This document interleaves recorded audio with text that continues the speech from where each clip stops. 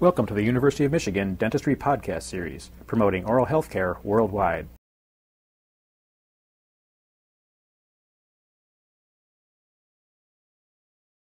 By design, a look at the changing scene in auxiliary utilization, business office procedures, facilities design, and contemporary trends in the management of a modern dental practice.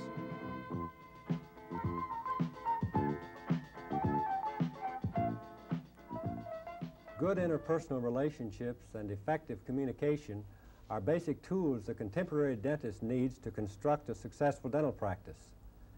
Here to discuss strategies for marketing dentistry in the private practice setting is Mr. Doug Young, Vice President of Marketing for a major design and consulting firm. Doug, what is the first step in implementing a marketing strategy? Chuck, I think that the first thing we have to do is really define marketing, because you know it's a very misunderstood term. Marketing is not selling. It's not persuasion. It's not manipulation. Marketing is really about satisfying people's needs. Will you try to relate that to dentistry in some way? Well, I think, Chuck, that there's a need for increased awareness on the part of the dental client about the value of dental health care. And Chuck, by the way, I use that word client very specifically. So marketing is not only about satisfying needs, it is also about creating the perception or a feeling of value for the services that a dental practice has to offer. That sounds to me like something very different than selling a crown or a bridge to a patient. Well, you know, I think it is very different, and I think in our society we're changing from a society in which we've basically been an industrial society where we have been selling products to people to a society in which we're becoming much more involved with marketing services and marketing information to people. Well, who should be doing that in a dental practice? Well, I think one of the trends that we're seeing in these types of humanistic, health-oriented practices is that more and more of the communications activities are actually being done by the auxiliaries in the practice as opposed to the dentist. Why? Why would that be a factor? Well, there's probably several reasons, Chuck. One of the factors is that the dentist no longer has the time to be able to spend with all clients in a practice and meaningfully communicate with them. So time is one issue. But it goes beyond that as well. Another factor is logistics. I mean, for example, very often a new client entering a practice will meet one or two or maybe even three of the team members before the client will ever really meet the dentist. So logistics is important. And I think another issue is credibility. It's often much easier to market someone else and their abilities and their strengths than it is to market yourself. It seems to me, though, that what you're talking about here is really suggesting the development of a larger and larger kind of dental practice, and I guess the basic concern that I would ask is one that seems to be very important to the dentist. What will that do to the dentist-patient relationship? Well, you're right. The teams are going to become much larger, and many people have the same comment as you have, and yet I think that the larger teams will in reality enhance the dentist-patient or dentist-client relationship. And I think that will occur because there's going to be a shift in emphasis away from a relationship between the client and the dentist and towards a relationship between the client and the total team. And by the total team, I include both the dentist and all of his or her team members. Before we proceed with that line of thinking, I want to back up a second and see if I can't get you to clarify a point. You keep using the word client as opposed to patient. Yes. Is there some significance in that? There really is some significance, Chuck, and I can appreciate that for many people the word client is a new term, and for some I think maybe it's a very uncomfortable term. But let me try to give you my perspective on the use of that word. You know, in North America we say we have a health care system, but in reality I think we really have a disease care system. And I think the word patient feeds that type of perception. For example, I would like to see us relate to the fact that the word client implies health. It implies that people are coming to the dental practice for services because they want to stay healthy. This isn't just a semantic difference? I don't think so, because I think the word patient traditionally has implied sickness, and that people only come to seek the services of a practice when in fact they're sick. And I think the entire preventive orientation, which is so strong in dentistry, is better served by the use of the word client. I'd also think that if you're sick and you seek out the services of a dentist, it's an involuntary relationship, and I think that has some behavioral difficulties. Whereas as a client, you voluntarily seek out these services, and I think that that enhances the relationship between the client and the practice. You're talking about kind of the one down versus one up position of the dentist and patient. You're talking about moving it to more of an equal? Yes, more of an equal situation in terms of status. I also think the word client has some implications in terms of this issue of who really is responsible for health. Is it the doctor, or is it the client? I firmly think it's the client, and in the disease-centered model, in fact, the doctor does it all. The doctor manages and controls the patient's course of his or her disease. But the use of the word client suggests that the doctor and the client are working together participatively to help the client achieve his or her health goals. Well, as you must be aware, the traditional approach to dentistry really has emphasized that dentist-patient relationship, and you really seem to be suggesting that it should shift to a team-client kind of relationship. Yes. What are the implications of that for dental practice? Well, I think the major role of dental practice today is increasingly to help people change their behavior relative to their overall health. And behavior change, as you well know, Chuck, is a very difficult thing to accomplish. And I think one of the things we're learning in our society is that just transferring information to another person does not necessarily result in behavior change. Mm-hmm. You know, if it did, we would see a lot less smokers in North America. If transferring information was really effective, I would think that many of us would be much more nutritionally conscious with respect to how we eat. And I suppose every time we got into our automobiles, we'd buckle up our seat belts. But we don't all do that, even though the information is readily available to us.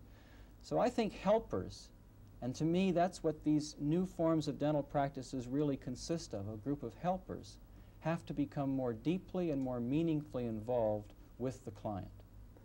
Now, this concept that you're referring to here, I think, has been expressed for some time in the behavioral sciences and health care or health education. Mm-hmm. Can you develop a little bit more some of the steps that are actually involved in actually how to do this? Yes. The concept is really one of relationship building. And I see, probably 4 steps to developing a relationship with another human being. The first step is probably the easiest. It's just developing a sense of rapport between yourself and another person. A sense of warmth, a feeling of empathy. And frankly, I think most people in dental practices are very skillful at doing that. Mm-hmm. But rapport is not relationship. Rapport is a surface feeling, and we have to move deeper. Another element in the development of a relationship that is important is what I would like to call future focus. You know, I think there's 2 kinds of futures that all of us have available to us. One's a probable future, and that's the future that's going to occur if we let all the forces of life just manage us. But there's another kind of future, which is a much nicer future, and that's what I call a preferred future. And that future occurs when we actually manage the forces of life to creatively move us from where we are to where we want to go.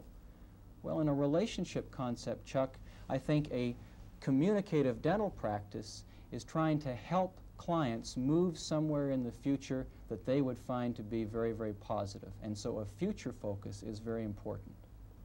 Once again, you're really kind of emphasizing that shift from the dentist-patient relationship in a way that sounds like you're including the patient in it, in the paradigm somehow or other. Yes. Is that what you're talking about? Very definitely. I think that when we talk about the total team, we have to now include the patient or the client on that team. In fact, when you think of any relationship between 2 people, you really have to think about the concept of shared responsibility. Each party to the relationship must accept responsibility. In the disease-centered model, I think that the healthcare providers accept all of the responsibility. In a healthcare model, I think both parties accept responsibility, and that creates a much, much stronger relationship between them. There's another factor to relationship building as well, and it's a difficult one. It's a concept of acceptance. I think that for many dental practices, they see people coming through their doors every day who have widely varying value systems, very different information and knowledge bases. They're working with people who are very, very different from one another. And that means that in order to successfully communicate with these people, you really have to deal with the felt needs of the client. You have to help them and work with them from their point of view, not from your own. And in many cases, this means that you have to accept people where they're at and build a relationship from that point forward. You can't immediately try to change them.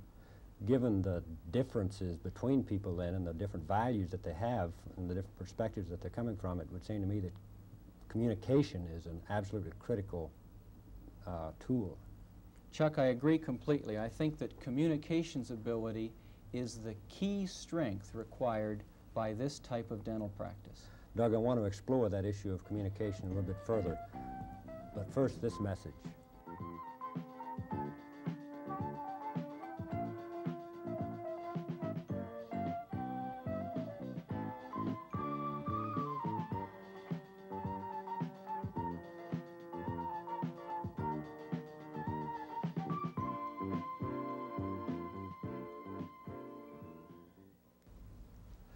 Doug, before the message, we were beginning to look at the issue of communication. Where does the private practitioner begin the process of communicating with a client who comes into the practice? Well, Chuck, I think first of all, the dentist must accept the responsibility for assembling a team of people that shares his or her values. Everyone has a different value system, and it's important that we bring people together on our teams that also share these values and who can commit to our philosophy. And increasingly, I think the dentist must also look for team members with significant helping people-centered qualities. So are you saying that the dentist kind of gets left out and it's now the team member's responsibility to communicate with the clients? I don't think the dentist gets left out at all. I just think the emphasis is changing so that more and more of the communication is going to move into the area of responsibility of the team members themselves. I think that this emphasis is changing the focus to some degree, and many people would say, well, how can we better communicate with our patients? I would probably start a step back from that, and I would really talk first of all about internal communication as opposed to external communication. You're talking about the communication between the dentist and his staff people? That's right. How does that make a difference? Well, let's use as an example one of the works that was done by Avram King, who publishes a newsletter in Phoenix called Nexus. Avram talked about a survey that was done of a group of preventively oriented dental practices, and a survey group got the permission of the dentists involved to survey their patients or their clients about the attitudes that the clients had towards the practice. And just imagine that you go home tonight and you get a letter from your dentist or your physician or any group that provides services to you. And the letter says, Dr. So-and-so has given us some permission to ask you some questions about your feelings about his or her practice. And 3 questions were asked. And Chuck, I think the first question has to be one of the most interesting and one of the most educational questions that anyone's ever asked a dental client. That question was, do you feel that your dentist and his or her team members really like each other as individuals? Isn't that an interesting question? Yeah. I think it is. The second question was more traditional but very valid. It was, do you have a high degree of confidence in the judgment, recommendations, and skills of your dentist? That's a great question, but how does the average patient evaluate the judgment, recommendations, and skills of a dentist? That's difficult. I think it's very difficult. Do you think that many people can do it clinically? I doubt that. Do most people evaluate their dentists? Absolutely. The issue is, what criteria does one use? And the third question was, is your dentist really concerned about you? What kinds of information did they find out? Well, there were some interesting conclusions. For example, maybe I can just quote you here. There's a high correlation between those dentists who, in their judgment of their patients, truly like and are liked by staff members, and those who are truly concerned about their patients. In other words, if I see a dental practice as being consisting of a group of people who really like each other, I get a feeling from that that they're concerned about me. It's an indirect byproduct, but that feeling comes not from how I see them relating to me, but how I see them relating to one another. So you're saying that the dentist-staff relationship creates the essential environment that the patient or the client comes into, and that's a significant marketing factor? I think that's true, Chuck. I think that when the dentist and staff, as Avram went on to say, have a meaningful human relationship, they tend to also have meaningful human relationships with their clients. But when the dentist and the team members are not involved with each other, they tend to have uninvolved relationships with others. And Chuck, you well know, as well as I, that uninvolved relationships do not result in behavior change. Mm-hmm. Mm-hmm. Let me introduce a little bit different focus here for just a moment. As you, I'm sure, well know, participatory management is a concept that is kind of in vogue in some dental circles right now. Mm-hmm. Is that a concept that's actually helpful to marketing? I think participatory management can be very helpful to the marketing concept. I think that, first of all, maybe we should look at the types of leadership styles there are in small groups. I would think that we have an autocratic group, where one person is the dominant leader.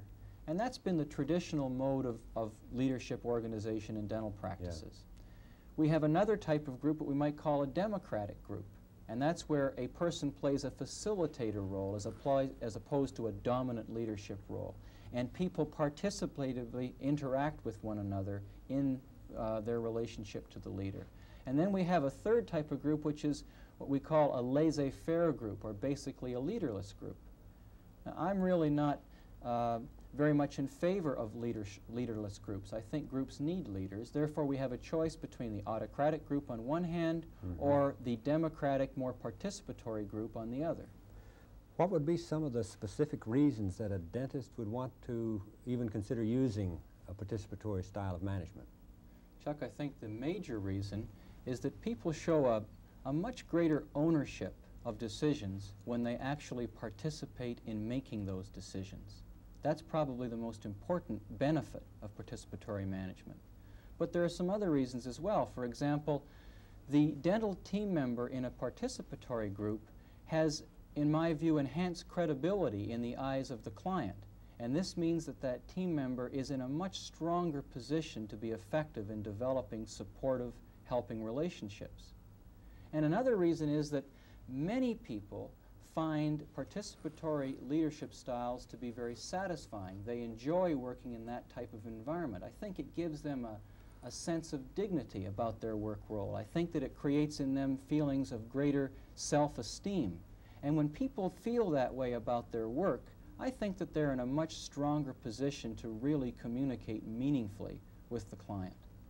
Are you making the point then, Doug, that a participatory management is actually a requirement for implementing a marketing concept such as we've been talking about? Chuck, I think that participatory management is a very strong resource, but it may not be for everyone. It is clear, however, that successful marketing in a humanistic, health-oriented dental practice does require the development of a team that shares a common philosophy and commitment. Thanks, Doug. Our guest has been Mr. Doug Young, Vice President of Marketing for a major design and consulting firm. Join us for other programs in this series that are designed to keep you abreast of current topics and trends in the management of a modern dental practice. You've been listening to a presentation from the University of Michigan School of Dentistry, which is dedicated to supporting open learning and open educational resources. This recording is licensed under the Creative Commons. It may be reused and redistributed for nonprofit use. Please attribute materials to the University of Michigan School of Dentistry and redistribute under this same license. For more information on how this and other University of Michigan School of Dentistry recordings may be used, visit www.dent.umich.edu/license.